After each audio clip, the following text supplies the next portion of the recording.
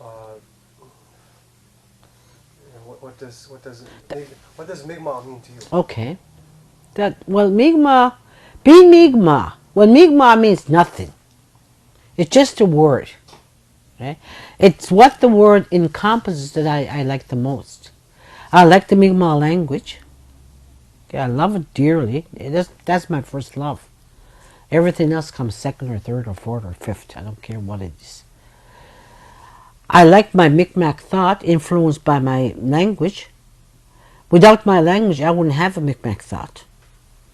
Because nothing would feed my brain to accentuate it as a different set of thinkings. Mi'kmaq, tantel Mi'kmaqwi, atantel Inuizi, has influenced, of course, my behavior.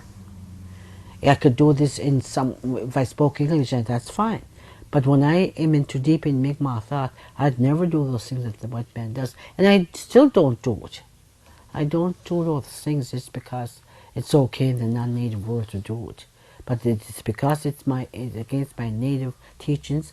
I'll never break my teachings. This is who I am, and this is how I'll die.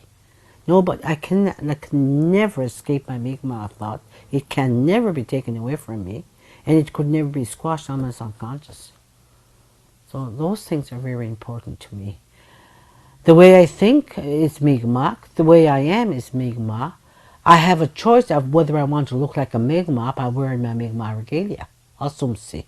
That's my asumsi. I could wear a ton of turquoise jewelry. Is that going to influence my thought?